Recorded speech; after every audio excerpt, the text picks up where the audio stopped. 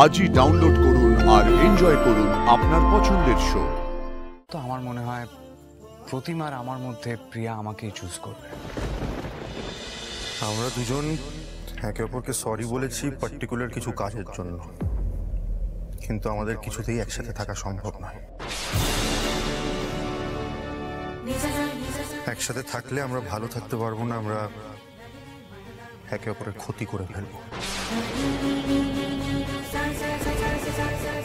আমি আর এই টক্সিসিটির মধ্যে থাকতে চাই না, তাই যা বলছি অনেক ভেবেই বলছি। আমাদের দুজনের মধ্যে এখন শুধু একটাই ভালো জিনিস হতে পারে, ডিভোর্স।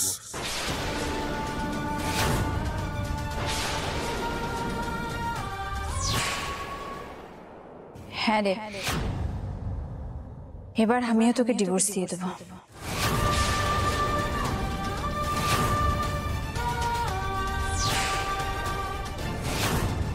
এত কিছুর পরে ওরা ডিভোর্সের পথই বেছে নিচ্ছে।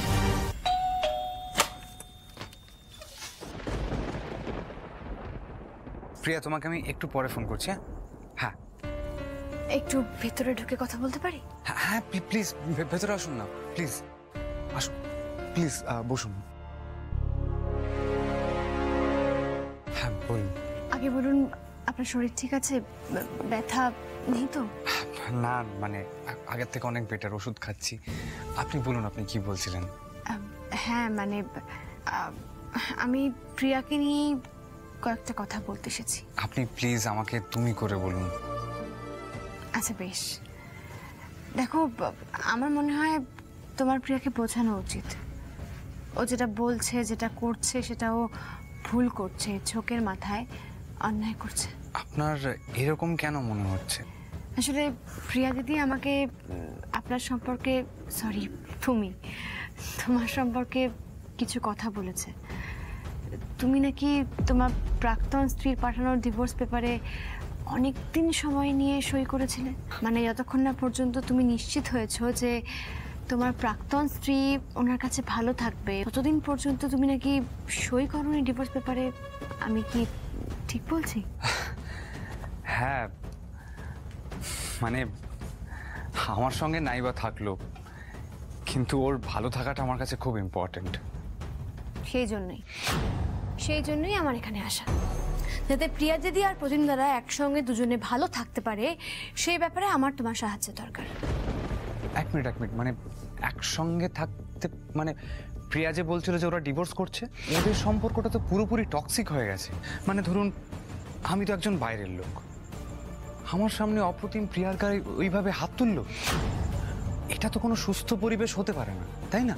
ন্যাচারালি ব্যবহারগুলো প্রিয়া নিতে পারছে না, হাইপার হয়ে যাচ্ছে, অসুস্থ হয়ে পড়ছে, নার্ভ ঠিক রাখতে না পেরে ও থানা পুলিশ করে ফেলছে। এবং আমি তো বলবো একদম ঠিক করছে, আমি ওর সঙ্গে আছি। আমরা সত্যি দুজন দুজনকে মন থেকে ভালোবেসে ফেলেছি। কি বলতো, প্রিয়া দিদি এখন যেটা বলছে না, সেটা ওর ক্ষণিকের কথা। ও বড্ড ছেলে মানুষ, খুব অবুঝ। প্রতিম দাদা আর প্রিয়া দিদির বন্ধুত্বটা ছোটবেলা থেকে, তাই ওদের ভালোবাসার প্রকাশটাও ওই রকমই। কিন্তু ওরা একে অপরকে খুব ভালোবাসে, তাই একে অপরের প্রতি রাগটাও বেশি। আমি তোমাকে বলছি স্যার, প্রিয়া কিন্তু প্রতিমকে ডিভোর্স দিয়ে ভালো থাকবে না, এমনকি অন্য কাউকে বিয়ে করেও ভালো থাকবে না। আপনি কি বলছেন আমি প্রিয়ার জীবন থেকে সরে দাঁড়াই? প্রিয়া দিদির এখন মানসিক যা অবস্থা, এই অবস্থায় তুমি ছেড়ে চলে গেলে ও সহ্য করতে পারবে না। তাই আমার মনে হয় ওর জীবনে তোমার প্রেজেন্স থাকা সত্ত্বেও ওর বোঝা উচিত যে ও প্রতিম দাদাকে ভালোবাসে।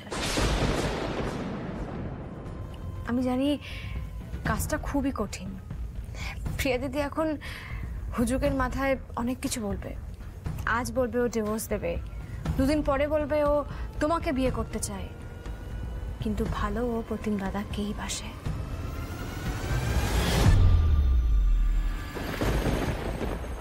প্রিয়ার সঙ্গে আমার আলাপ খুব বেশি দিনের নয়, কিন্তু এই অল্প সময়ের মধ্যে আমি সত্যি ওকে খুব ভালোবেসে ফেলেছি, এবং আমার বিশ্বাস প্রিয়াও আমাকে ভালোবাসে। দেখুন আমি জানি আপনি ওর খুব কাছের একজন মানুষ, আপনারা খুব ভালো বন্ধু, আপনার কথা আমি অবিশ্বাস করছি না, কিন্তু বিশ্বাস করুন এরকম একটা সিচুয়েশনে আমি অন্য কারোর কথার উপর ভরসা করে আমি আমার কাছের মানুষটাকে ছেড়ে দিতে পারি না। আমাকেও পরখ করে দেখতে হবে যে প্রিয়া সত্যি প্রতিমকে ভালোবাসে কিনা, ওদের মধ্যে আদৌ ভালোবাসা এখনো বেঁচে আছে কিনা।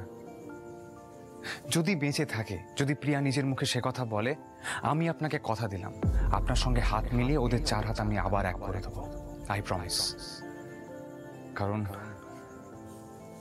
ভালোবাসা স্যাক্রিফাইস করার অভ্যেস আমার আছে। তাহলে কিন্তু তোমাকে সেটাই করতে হবে ভাই। বেশ, তাহলে দেখা যাক। আমিও এটাকে চ্যালেঞ্জ হিসেবে নিলাম। তবে একটা কথা কি বলুন তো, আমার মনে হয় প্রতিমার আমার মধ্যে প্রিয়া আমাকেই চুজ করবে। আর প্রিয়া যখন নিজের মুখে সে কথা স্বীকার করবে, আমি তখনই প্রিয়াকে বিয়ে করব। তখন আপনাদের কোনো বাধা মানব না। একদম, তাহলে সেই কথাই রইল।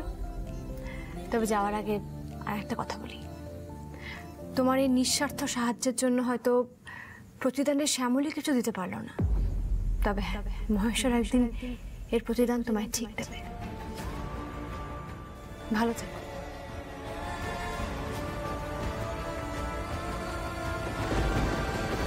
না আমি খাবো না, আমি খাবো না, কিঞ্জো বস, করে না না না না শুনো, আরে বস না কিঞ্জো, এদিকে আমি খাবো না, আমাকে তোমরা ছাড়ো, বস তুই, আমি খাবো না। আরে বস না, বস বস, ঠিক আছে বস, বস বস বসো, হ্যাঁ শান্ত হ। শ্যামলীটা কোথায় গেল? ফোন করে যাচ্ছি, ফোন ধরছে না। আমি শ্যামলী ছাড়া আর কারো কাছে খাবো না, তোমরা এখান থেকে যাও যাও। আমি খাবো না। তুমি সকাল থেকে কিচ্ছু খাওনি, আর শ্যামলী চলে আসবে। তুমি যাবে? একটু তুমি খেয়ে যাবে না তো? প্লিজ, একটু খেয়ে। তুমি যাবে না ফ্যান? তুমি যাবে না তো?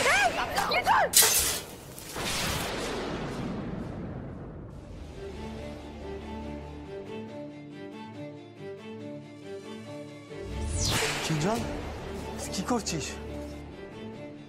এই কি হয়েছে? এরকম করে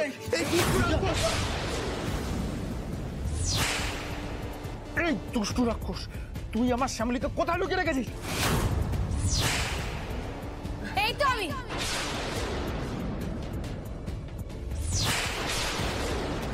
শ্যামলী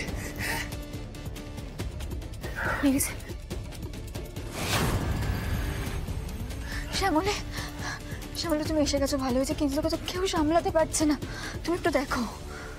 আপনি খুব আবদ্ধ হয়ে গেছে। আসুন, এখানে বসুন, বসুন। আবার আমি জানি শ্যামলী, তুমি ইচ্ছে করে কিঞ্জলকে আমার কাছে আসতে দিচ্ছ না। এই যে এখন, যদি তুমি না আসতে আমি ঠিক ওকে খাওয়াতাম, সময় লাগতো, বোঝাতাম ওকে, কিন্তু খাইয়ে ঠিক দিতাম। তুমি আমাকে ওই সুযোগটাই দিচ্ছ না।